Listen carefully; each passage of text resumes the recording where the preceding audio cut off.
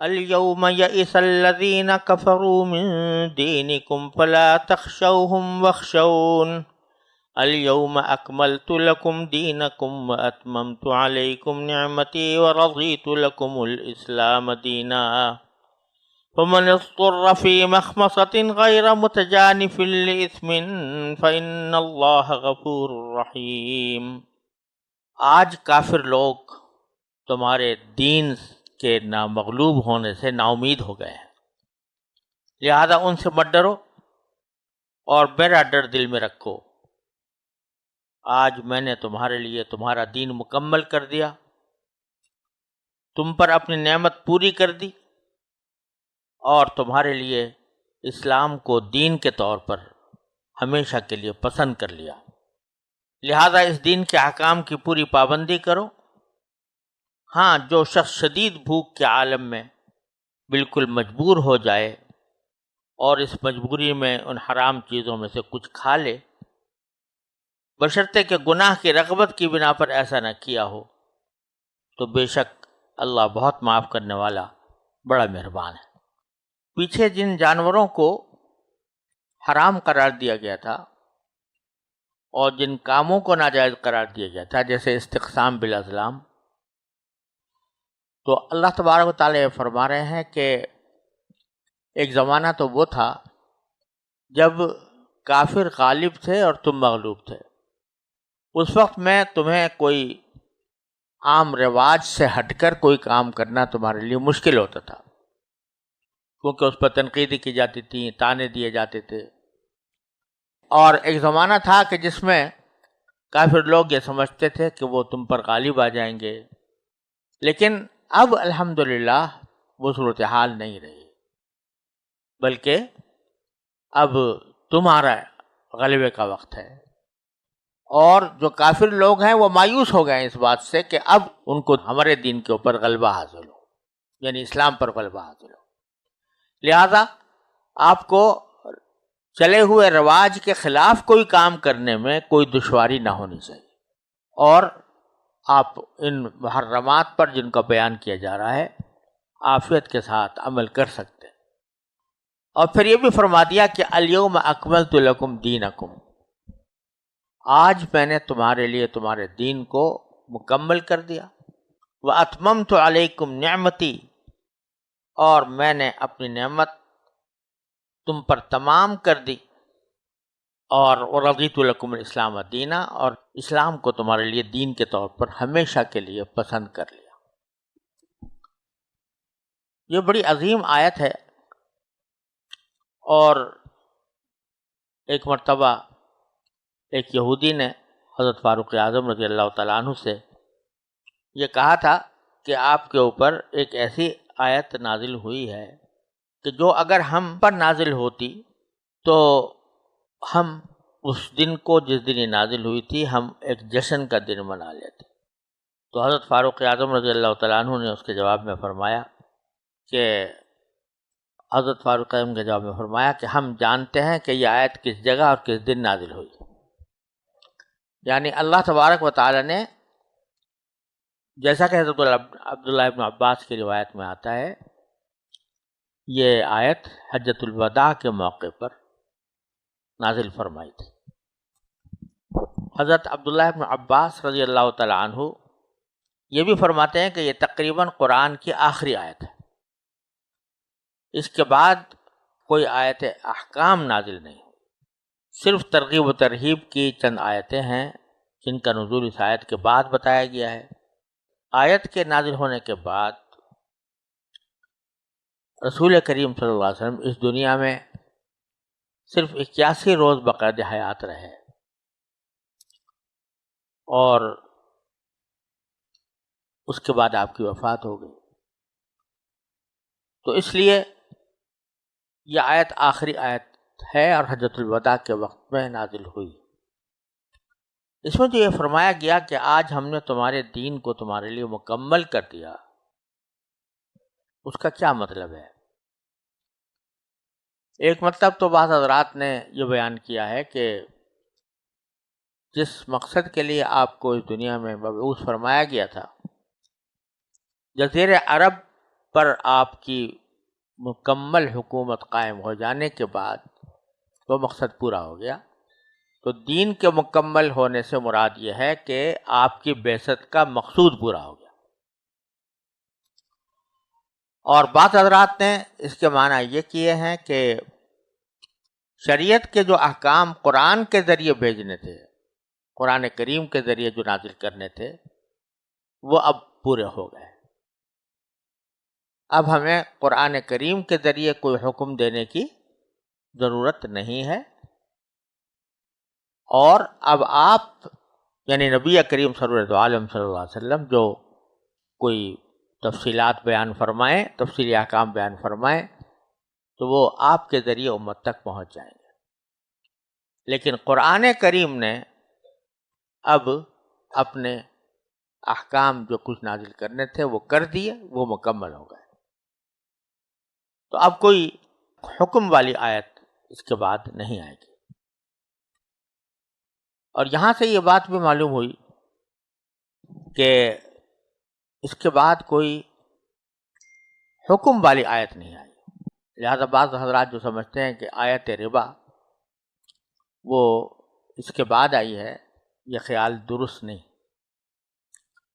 کیونکہ اس کے بعد کوئی آیت احکام نہیں آئی. البتہ ان سے مراد شاید ان کی وہ آیت ہو وَاتَّقُوا يَوْمًا تُرْجَعُونَ فِيهِ إِلَى اللَّهِ. یہ چونکہ آیت ربا کے بعد فوراً آئی ہے، اس لیے بعض حضرات نے اس کو آیت ربا سے تعبیر کر دیا. دوسری بات جو اس آیت کریمہ سے معلوم ہوتی ہے وہ یہ ہے کہ رسول کریم صلی اللہ علیہ وسلم پر نبوت کا سلسلہ ختم ہو گیا. ایک دین تھا جو چلا آ رہا تھا حضرت آدم علیہ السلام سے لے کر نبی کریم صلی اللہ علیہ وسلم تک، اور اس کے بنیادی عقائد تو ایک ہی تھے: اللہ تعالیٰ کی توحید، آخرت میں کا عقیدہ، انبیاء کرام پر ایمان، یہ بنیادی حقائق تھے. لیکن جزوی احکام کے اندر اللہ تبارک و تعالیٰ نے ہر دور میں اس زمانے کے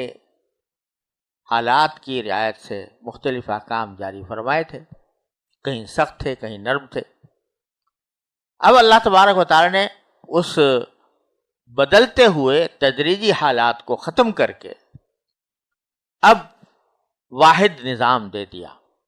دین کا، دین کو مکمل کر دیا. لہذا اب نہ کسی پیغمبر کی ضرورت ہے، نہ کسی رسول کی ضرورت ہے، نہ کسی نئی کتاب کی ضرورت ہے. تو اس آیت کریمہ سے ختم نبوت کا مسئلہ بھی ثابت ہوتا ہے. تیسری بات یہ ہے کہ جب اللہ تعالیٰ نے یہ فرما دیا کہ میں نے اپنے دین کو مکمل کر دیا، یعنی اب قرآن کے ذریعے کوئی حکم نہیں آئے گا، اور اگر کوئی آئے گا تو رسول کریم سرورت عالم صلی اللہ علیہ وسلم کی سنت کے ذریعے آئے گا. لہٰذا اس سے یہ بات طے ہو گئی کہ دین منحصر ہے قرآن میں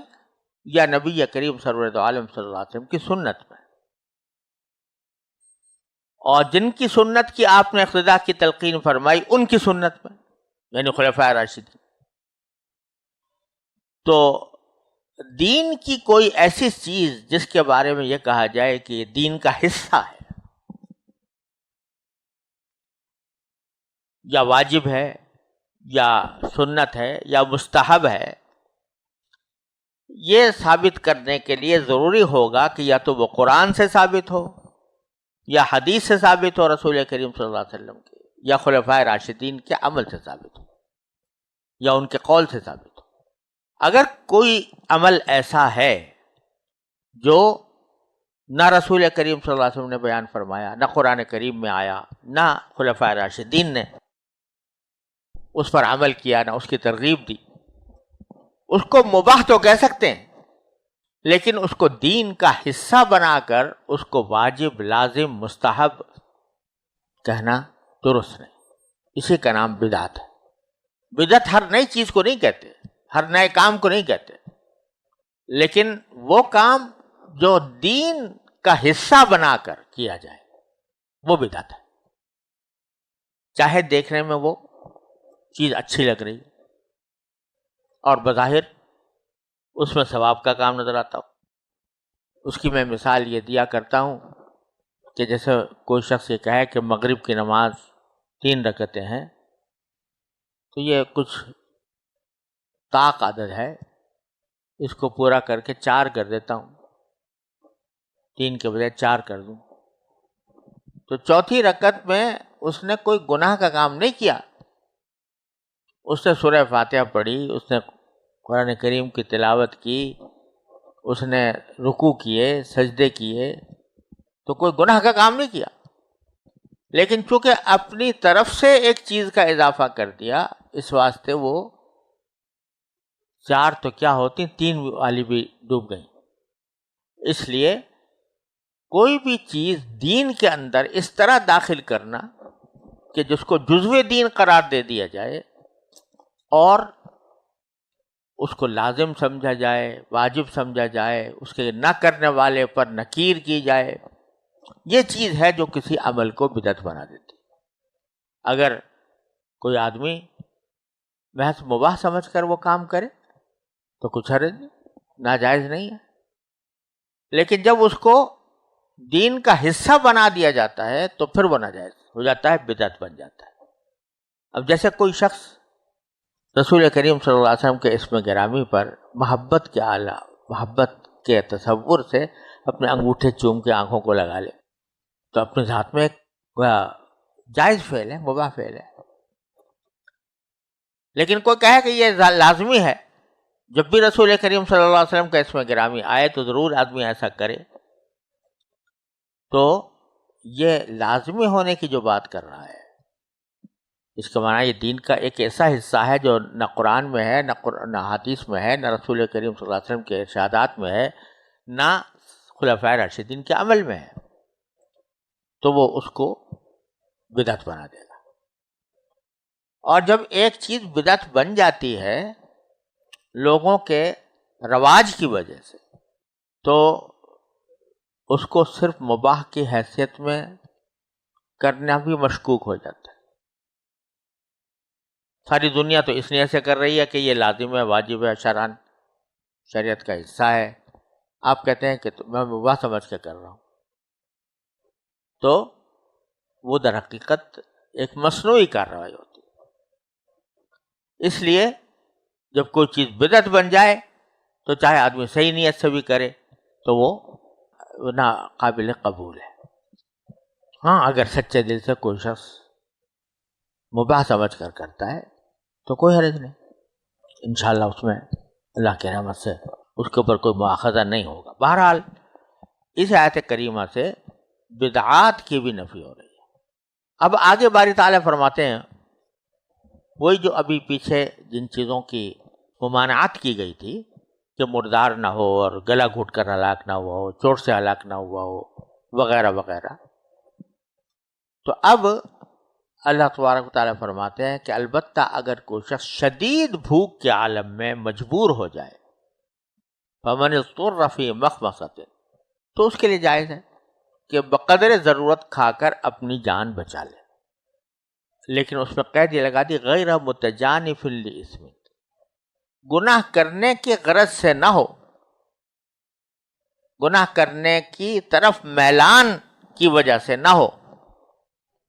یعنی کوئی شخص خنزیر بھوک کی شدت کے عالم میں مرا جا رہا ہے آدمی، اور اس وقت میں اس کے پاس کوئی کھانے کو کوئی چیز نہیں سوائے خنزیر کا گوشت، تو بقدر ضرورت جان بچانے کے لیے کھانا اللہ تعالیٰ نے جائز قرار دی۔ لیکن کوئی آدمی اس لیے کہا کہ ذرا ساری زندگی تو یہ مزہ آیا نہیں، آج یہ مزہ لے کے دیکھتا ہوں، والعیاذ باللہ، تو اس گناہ کی طرف میلان کے ساتھ نہیں بلکہ ایک مجبوری کی صورتحال کے مطابق اس کو کرے۔ دوسری آیت کریمہ میں فرمایا کہ غیر باغ ولا عاد، یعنی نہ تو وہ لذت ڈھونڈ رہا ہو اس عمل میں اور نہ حد سے تجاوز کر رہا ہو. جتنا جان بچانے کے لیے ضروری ہے بس اتنا ہی کرے، اس سے زیادہ نہیں. تو اگر اللہ تبارک و تعالیٰ کی دی ہوئی اس رخصت سے فائدہ اٹھائے گا فإن اللہ غفور الرحیم، تو اللہ تبارک و تعالیٰ بہت بخشنے والا ہے، بہت رحم کرنے والا ہے. تو اس کے اوپر نہ صرف یہ کہ مغفرت فرمائے گا بلکہ رحم بھی فرمائے گا. تو معلوم ہوا کہ رخصت کی حالت میں جہاں اللہ تبارک و تعالیٰ نے رخصت دی ہے تو اس رخصت کے اوپر عمل کرنا بھی یہ بندگی کا تقاضا ہے. اور اللہ تعالیٰ اس کے اوپر نہ صرف کہ مغفرت فرماتے ہیں بلکہ رحمت بھی فرماتے ہیں. اس وقت میں آدمی کوئی بہادری کا مظاہرہ کرے کہ میں تو نہیں کھاؤں گا خنزیر کا گوشت چاہے میری جان چلی جائے، تو وہ بندگی کا تقاضا نہیں ہے. بندگی کا تقاضا یہ ہے کہ جب تک کہا گیا تھا نہ کھاؤ اس وقت تک پرہیز کر رہا تھا، جب کہا جا رہا ہے کہ کھاؤ تو اب ہمیں کسی چیز کی اصلیت کا کوئی مسئلہ نہیں ہے کہ اس سے ہمیں اپنی نفرت ہے. اصل بات کیا ہے کہ اللہ تعالیٰ کے حکم کی اتباع ہے، اطاعت ہے. تو جب تک وہ فرما رہے تھے کہ نہ کھاؤ تو نہ کھانا ہی عبادت تھی، اور جب وہ فرماتے ہیں کہ کھا لو غیر متجانف للاسم تو وہ بھی عبادت ہو گئی. اللہ تعالیٰ کی اطاعت کا مقتضا یہی ہے کہ آدمی اس وقت میں وہ کھائے. اسی لیے بعض احادیث میں رسول کریم صلی اللہ علیہ وسلم کا یہ ارشاد ہے کہ ان اللہ یحب ان تؤتی رخصہ کما یحب ان تؤتی عزائمہ.